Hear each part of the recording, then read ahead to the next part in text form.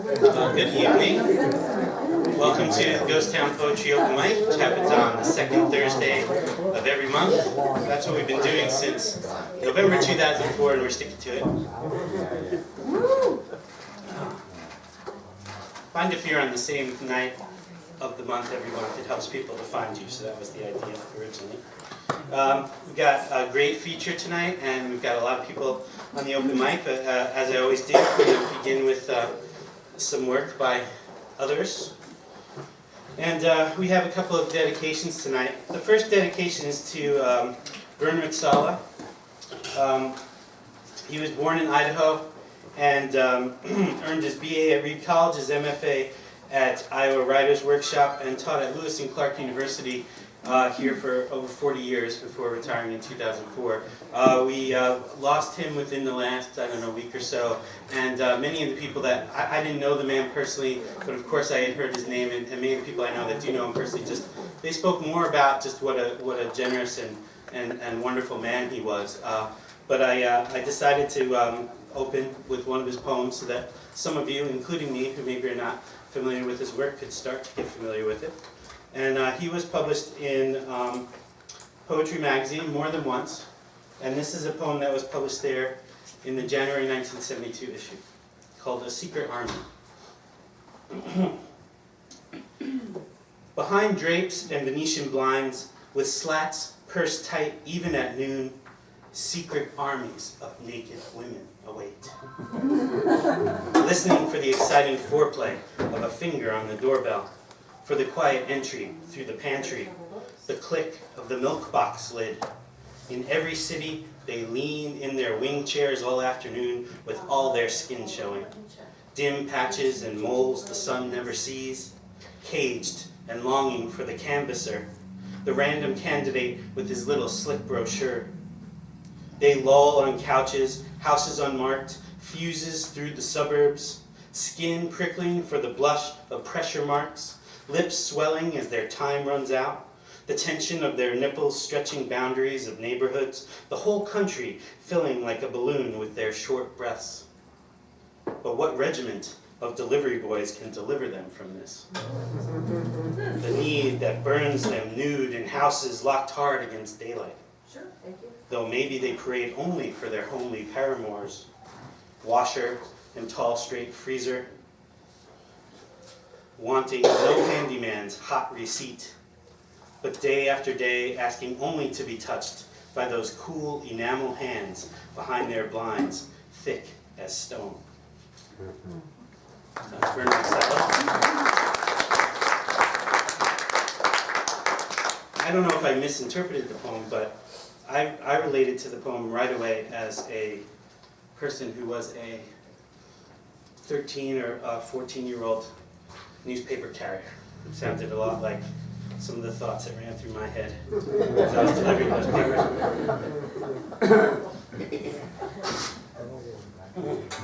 You were a newspaper carrier? I was, no, it was a good one. It's hard to be a bad newspaper carrier, I guess, unless you don't bring it to the right house or you hit the window or something. Yeah, it's not bad. And there's Christmas tips, which are always a nice thing. The other dedication we have is to our dear friend Constance's mother, who passed away recently. And I asked her if there was anything that her mother might that might be an appropriate tribute to her mother, and if I could read something like that tonight, and she said that I could.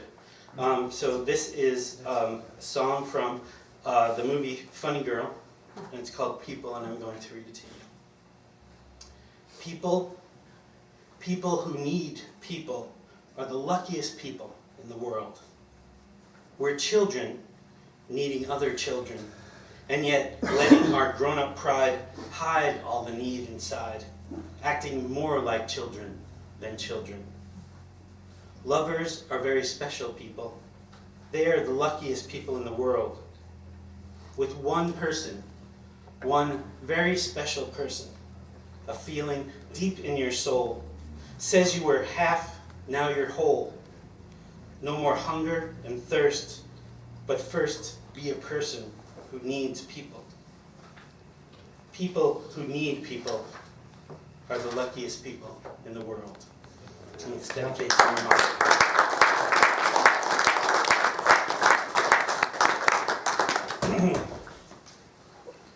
One of those things that I say a lot and that probably people get sick of hearing is poems are songs and songs are poems. So I think reading songs out loud every once in a while is a good practice too for us as poets. And thank you for allowing me to honor her in that way, especially those of us that were not fortunate enough to know her any way that we can express to you that we are sorry for your loss and that we feel that too. I would like to, extend that on behalf of the community to you, so, and your family. And so, to get into the open mic, we've got a lot of great people signed up to read. We'll begin this evening with Ian Keaton.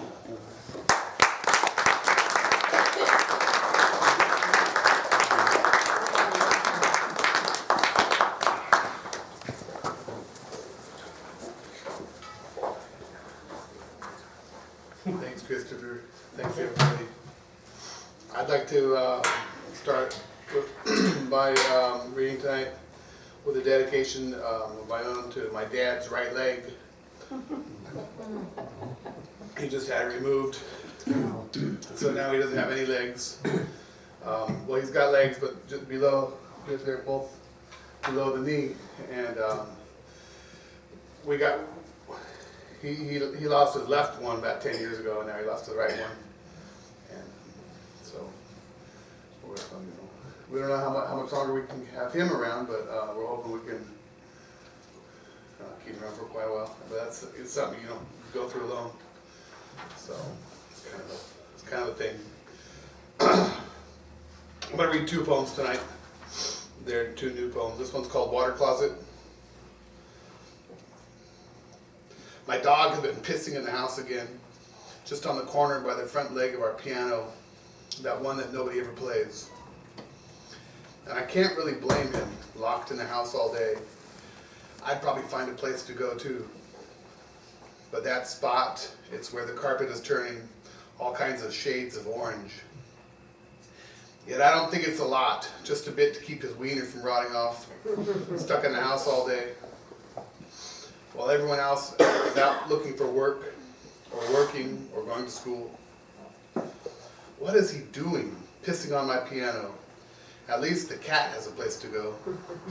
Her cat box stuck in the bathroom, turned laundry room, now turned cat water closet. And this one's called New Operating System.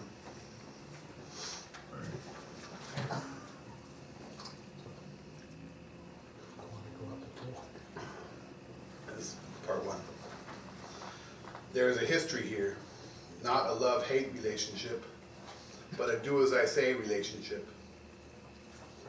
That old system would take records from my vinyl collection and digitize the analog sounds, then let me process them. Separate the tracks using Sound Blaster X-Fi. I never did rip that old Christmas Mass.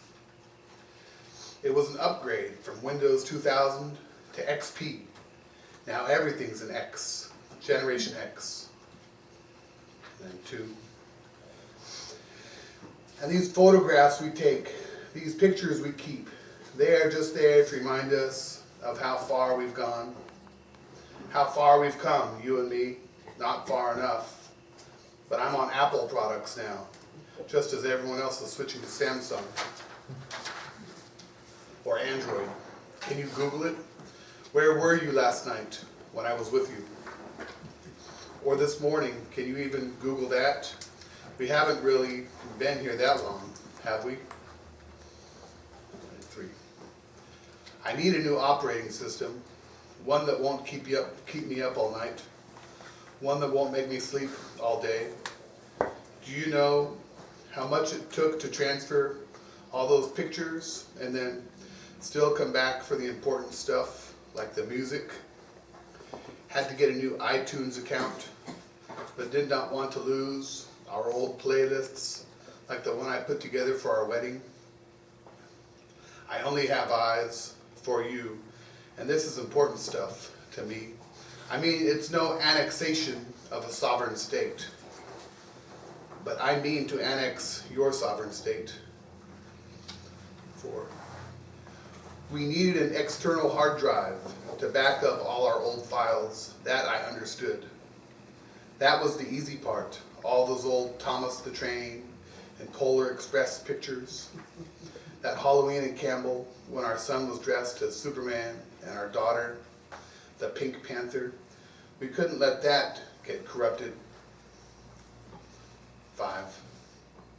Nonfiction and travel writing, submissions to literary journals, essays and fiction and poetry, statement for record clearance, letter to credentials department regarding misdemeanors, letter of resignation, Clark Pest Control, Anchi Min essay, bio for Christian's textbook, James Joyce term paper, Jim Carroll essay, Mark Doty essay,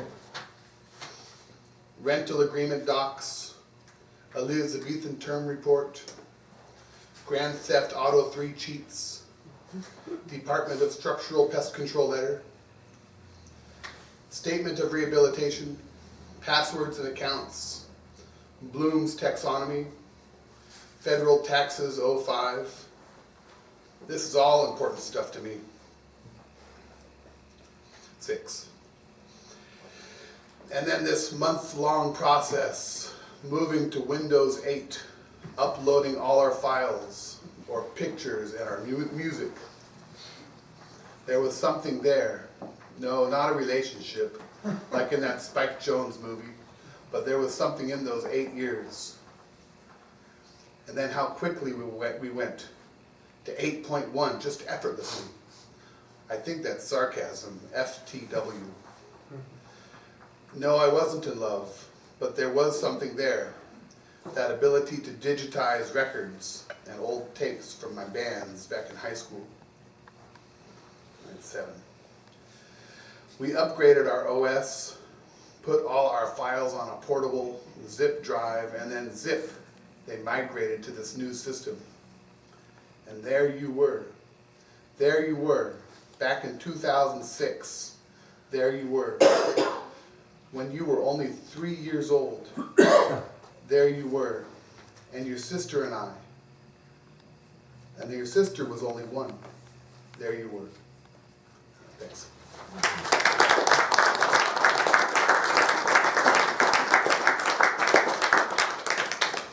And see, and then next we are going to hear from Steve Williams.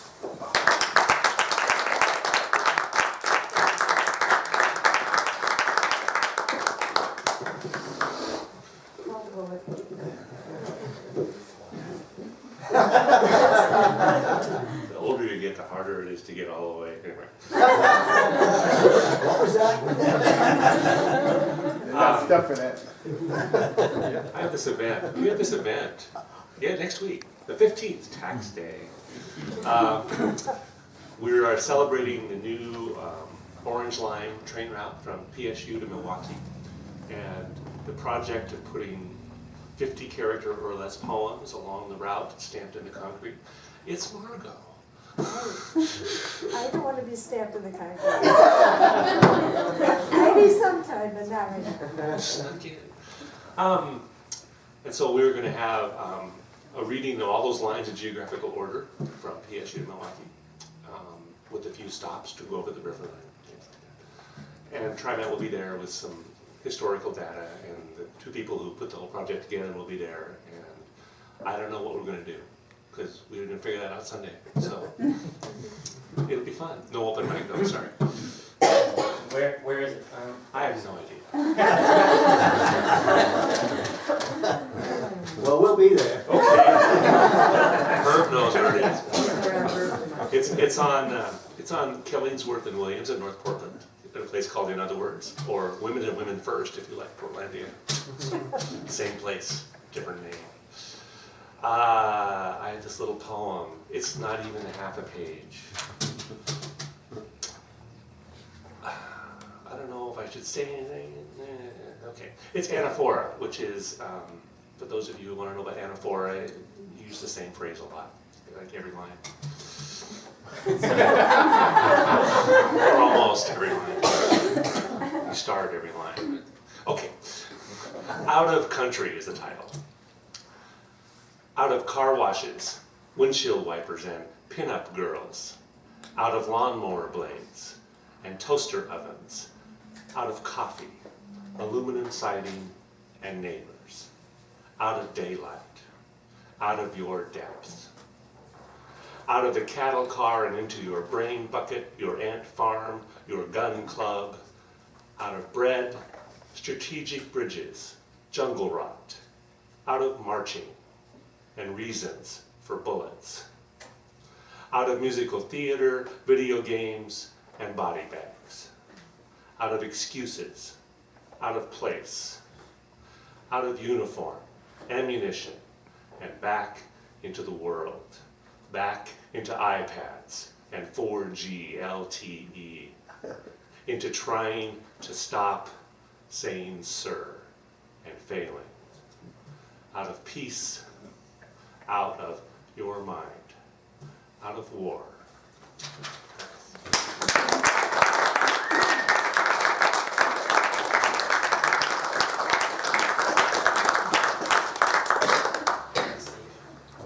And our next reader has been a loyal contributor to this series since he was 4 years old, Angela Luna.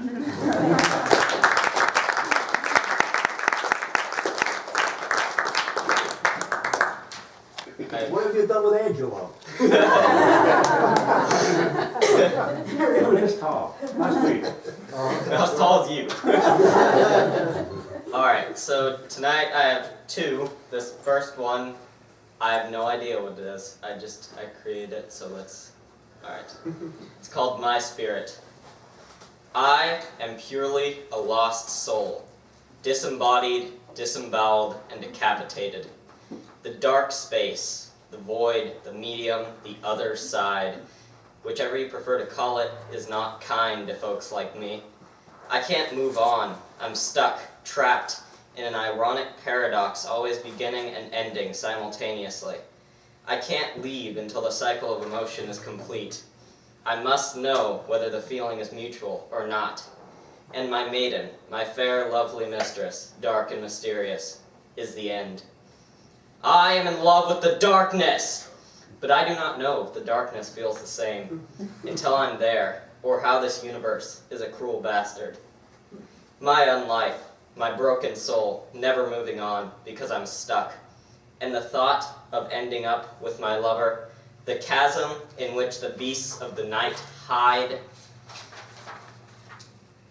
this snarl is keeping me here, forever trapped in love, a broken cog in a machine that will keep running without me. It's over for me, and yet it is still just the beginning.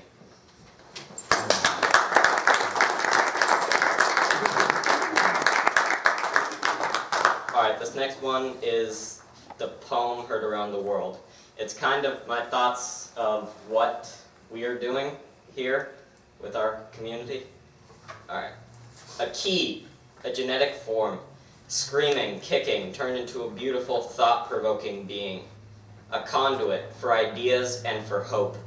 The parasite called connection, expressed through poetry and song. Thoughts running through several host platforms, like electricity through wires. The notions of a generation running through the spiritual web of communications, and thought like a squirrel on a fence. It all comes together eventually. Thoughts, emotions, ideas, all melding, colliding. Some say the world will not end with a bang, but with a whisper. Those morons are wrong. All thoughts, ideas, emotions morphing together in the end, the one true Big Bang.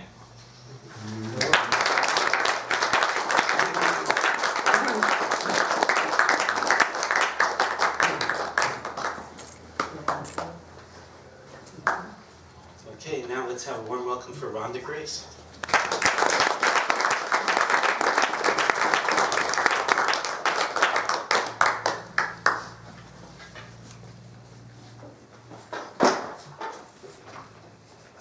Okay. Well, I chose an older one, but I haven't read this one in a while. So, I'll smoke the house down with one called Smoking Hot. You're hot, like chili peppers and salsa. You're a kick-ass kind of girl, don't take no shit, like bullshit layered on a bagel. You're hot, smoking hot, like hot coals beneath bare feet, rocking it hard in the free world, stiletto empowered, smoking it on the dance floor.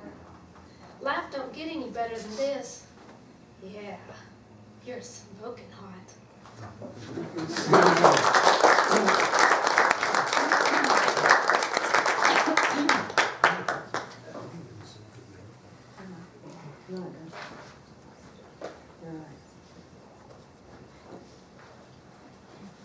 And next, please say hello to Josh Gaines.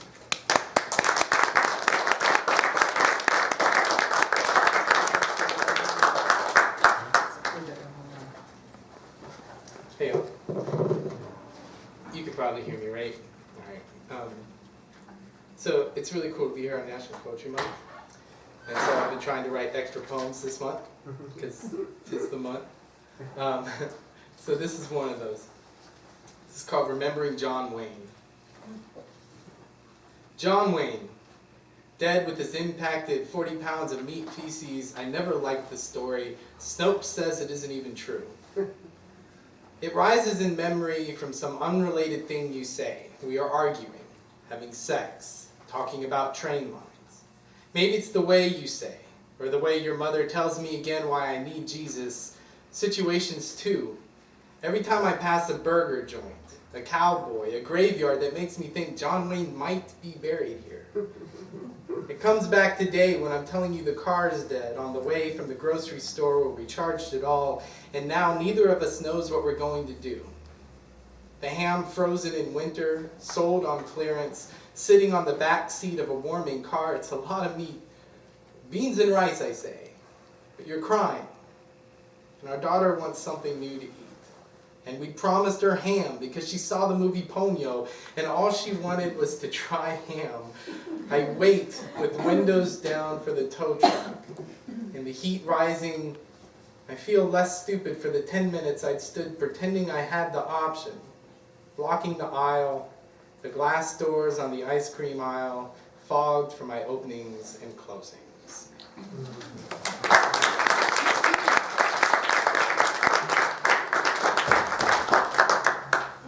So this is, I moved here from Chicago. This is a Chicago home, called Chicago Elf. The skyscraper scaffolding, skywriting high-rise lives in the sky. The Michigan morning rolling in densest dreams over Lakeshore Drive from the lake. Around the legs of the city, covering the city damp.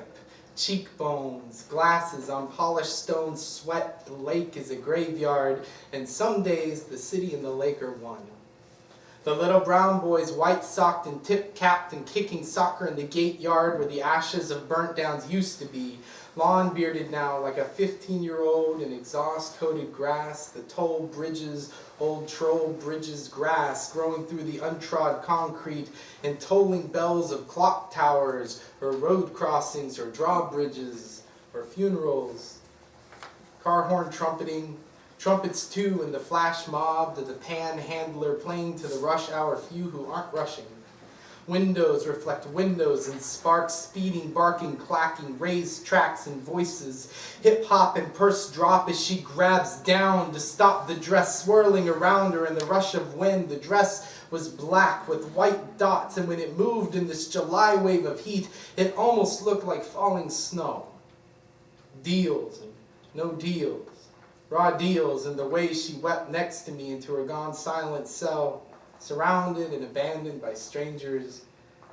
Up above the sun or moon, the few stars that poke through, the night-lit night lights of the towers, headlights the city, living city, windy because it is breathing city, inhaling the world, exhaling the ghost, sun beat, cold beat, red, blue city, heart beat city, slow beat, eternal city, eternally Arterially traveling its pathways, the train sparking across synaptic gaps, track lines growing, gnawing deep in the beat of the lake, the clawing waves who look to the city, who know the meaning of patience, who wait for the fall of brick walls close as an eyelash, barrios, bars, 24/7s blinking lit with the sidewalk smokers and the score on the wall, and everything baseball, and everything, and everything, and everything, and everything.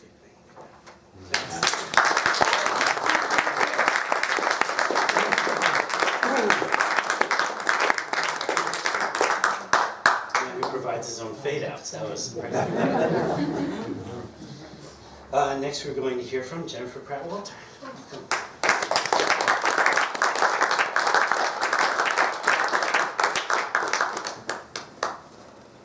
Well, thank you, everybody. I have 2 poems to read tonight. First is called Bones. I often wish I could see my own skeleton. I'd pat the subtle acres of these cheekbones. I'd admire the pondering orbits minus their eyes. Note the radius dancing around the graceful ulna, and measure the feminine angle of the pelvic arch. I'd like to meet my bones, stepping along the street like a pale, jaunty wind chime. I'd wish them well and compliment them on their harmonious ballet. If I could just unbolt the roots and the rules of time and slide sideways until I could glance in the scant silvered mirror, I could look on myself in mute wonderment, the mysterious culmination of all the bones of my ancestors walking along inside my skin.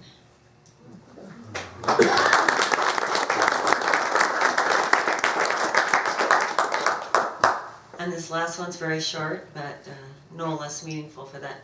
I recently lost a very beloved horse, and so I wrote this poem for her. It's called Mystery to Erica. When that great red gate of your heart pressed shut, where did you go? I read your message in those last hoofprints written on the new spring grass. I saw your magic in the pale blue-white shimmering of your body just after you left your home. Even in death, your beauty was too vast to shudder. Thank you.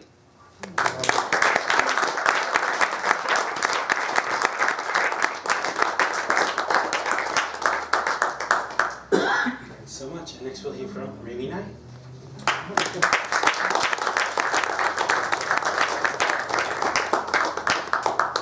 I've also been trying to do the April thing. Why I hate math. Math is calculating and cold-blooded. His rules are hard and fast. He is the antithesis of spontaneity. Math says, do it my way, follow my rules, deviate and you die.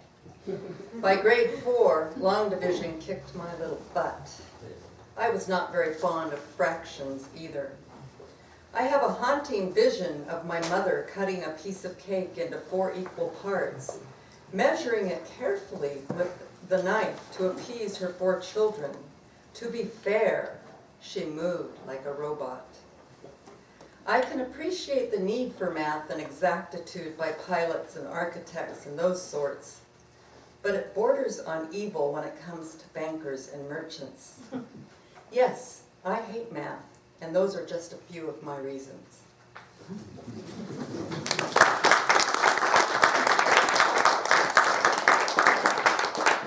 And then when I dig through my space because I'm having some work done on the house and I'm trapped in the room with the cats, I start finding stuff, and so I ran across this, and this was a rewrite in April, not, it was written a long time ago.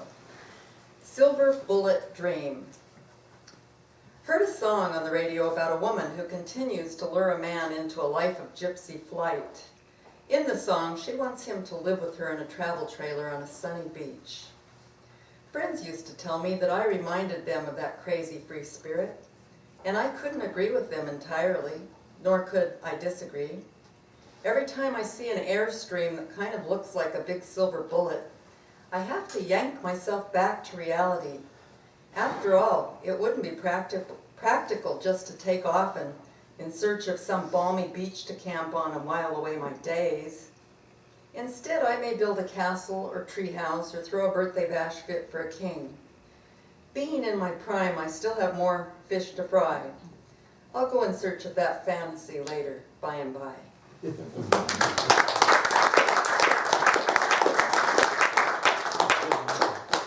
Thank you. And next, Herb Stokes. Welcome back, sir.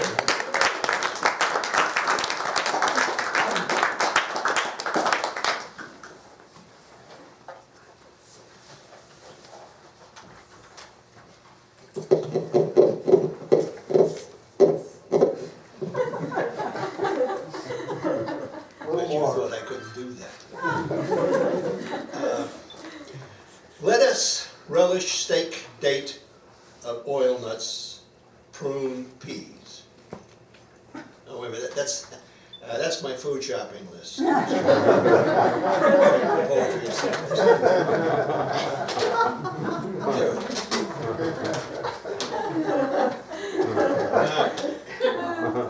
Here we go. Where are you going? I just want to go, it's, I have a few poems, just a few. Well, maybe. Maybe I'll hold it. I think there's enough here that really appreciate this. I'm done.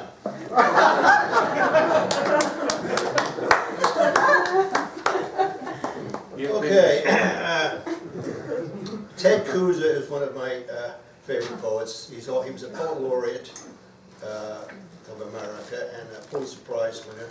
And I like him because he also has shorter poems.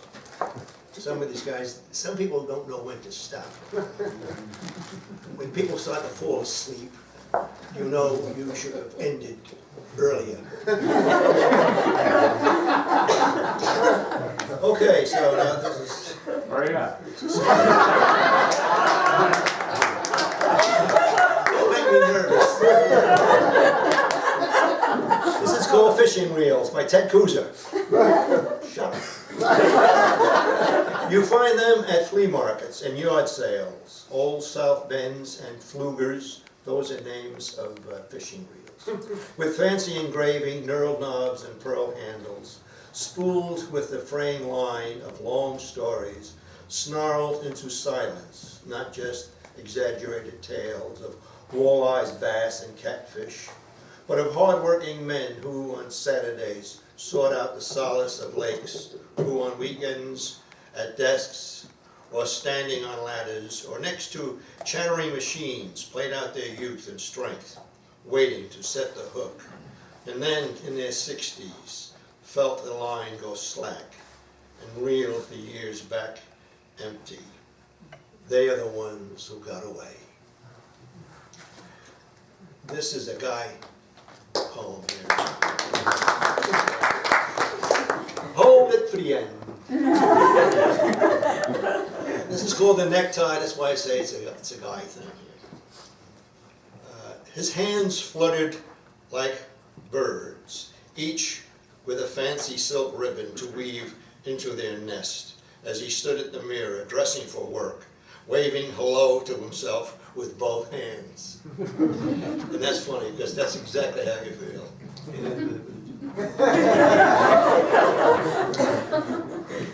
Mourners. After their funeral, the mourners gather under the rustling churchyard maples and talk softly, like clusters of leaves. White shirt cuffs and collars flash in the shade, highlights on deep green water.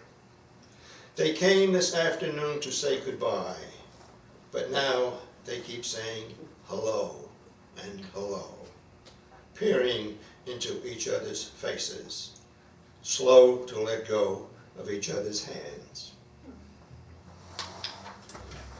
And here's one of mine that showed up. Slipping away. I hear you in the song, I name you in the crowd. I know you when the night is long and silence is too loud. You're gone when you appear, occur when you're away. I missed you when you were still here, awaiting yesterday. Ashes, a vase on a mantle, flashing your face in my mind. Remembrance now a lighted candle, crash into grace out of time. I'm haunted by your leaving, lost while you are hid, wounded by the misconceiving, torn by what we did. Passion for places and shambles, nearing the end of the climb. It was all too much a gamble, crash into grace out of time. Thank you.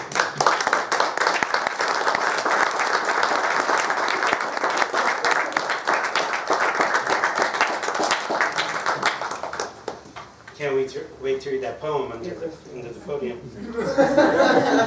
It's still there at the end of the night. I'll take it home, read the whole thing. It's written in invisible ink.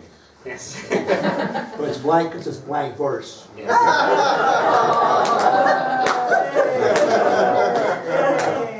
Okay. And next to the open mic, we have Jan Ice.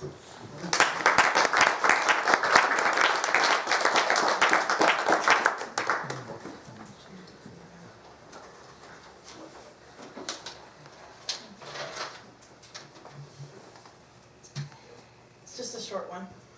It's called The Rhythm of Horses.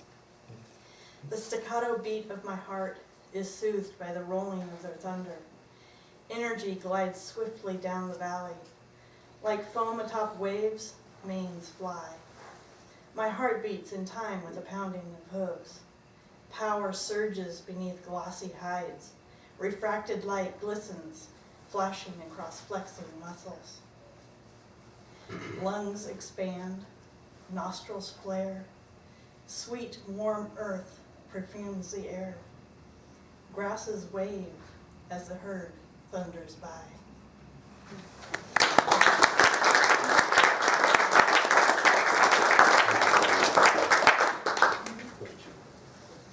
Our next reader was our featured reader last month, Joyce Colson.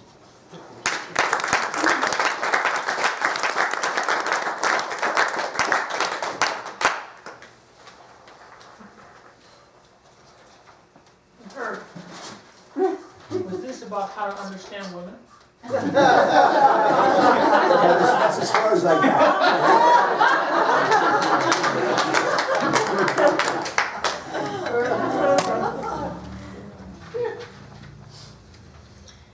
Okay, I have 3.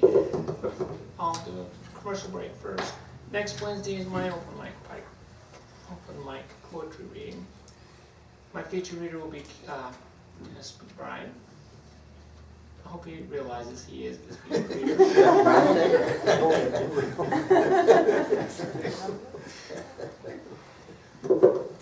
This first one is called Freedom for Sale, 2 for 1. It's my political poem for April. Kill the bird that mocks, slay the snake that lies, decimate the dodo that slobbers. It's worth 2 in the bush, there's an apple a day, for the slavers of freedom. The sin of regret, the arrow that missed, for the slavers of freedom. They don't want a handout for slings of misfortune, for the slavers of freedom. It's all about money. It's all about Wall Street. It's all about the illusion of freedom.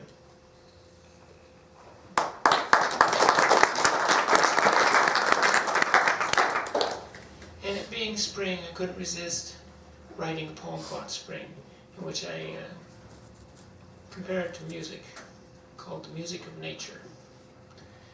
There's a sunrise somewhere that sings a song to me, and there's a sunset somewhere that sings a lullaby to me. In between, there's a day somewhere that beats an eternal rhythm. On the other side of this music, the night beats a sleepy tune. We can ask the cello of windsong, or the violin of cascading water humming, or the drums of rhyming rain, or the flutes of wailing coyotes, or the clarinets of humming birds, or the piano, silent music that nature dances with everywhere.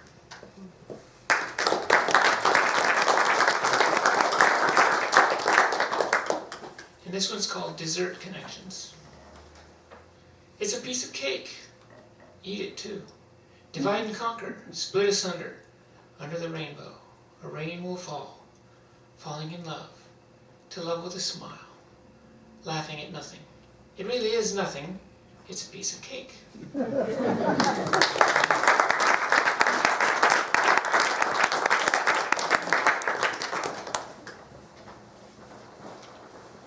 So last National Poetry Month, April 2013, I was fortunate to be among 85 poets who were each given one of the Pulitzer Prize-winning novels to remix. And since I'm already a person that works with found material, this was a great project for me. The only book that I knew for sure that I had read in its entirety was The Executioner's Song by Norman Mailer, which is 1,000 pages long, so I had my work cut out for me. But I had a great time. Basically what I did, and what all of us had to do, was to take the book that we had been assigned and write a poem a day during the month of April and post one each day as you went. And so I have collected those into a chapbook that's available here for $5, and I wanted to read one for National Poetry Month and to give you a sense of what's in the book, in case you might be interested.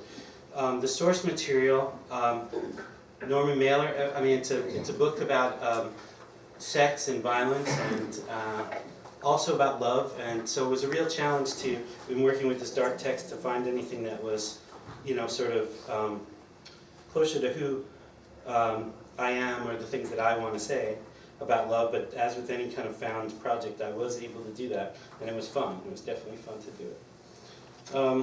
So just wanted to read you an example of that.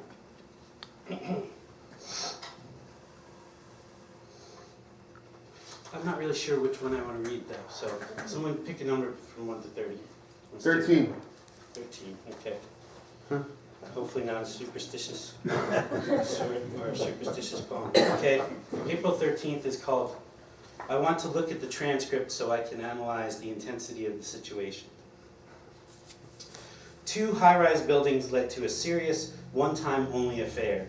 The old racist, poetic, self-destructive artist, killer Irishman movie star con. Forms of brainwash, behavior modification, lobotomy. Some new great moral complexity, the key to conformity. Motherfuckers are hopeless, unconscious, endlessly irritating, with the subtlety of a hammer. Formidably suspicious of the mystery. Hate the thought of such a trip. A total contempt for life. His life, your life, anyone's life. Ask for your liver, your spleen, your cock, your left nut. Confident, self-determined, dangerous, righteous. Try being a little more courteous. Recognition of human decency, a coherent philosophy, a pretty heavy responsibility, a small, pliable absolute. 2. It had never before occurred to him to ask her out. Might have trouble. Question the readiness of the other, spiritually or mentally. Their date was nothing exhibitionistic. Managed to show he had quite a sense of humor. Told her about Brazil. Described it as being very sexy. She had once been told she looked like a Botticelli, yet she hardly knew Botticelli's work. He loved to play with her. She experienced joy as he swallowed, hammered, and drilled. Oohed and awed, a hummingbird crying sound. Fucked more. He gave her what she needed, let her mind free. In love, she had to smile. Fools walk through time and eternity, kissing. So.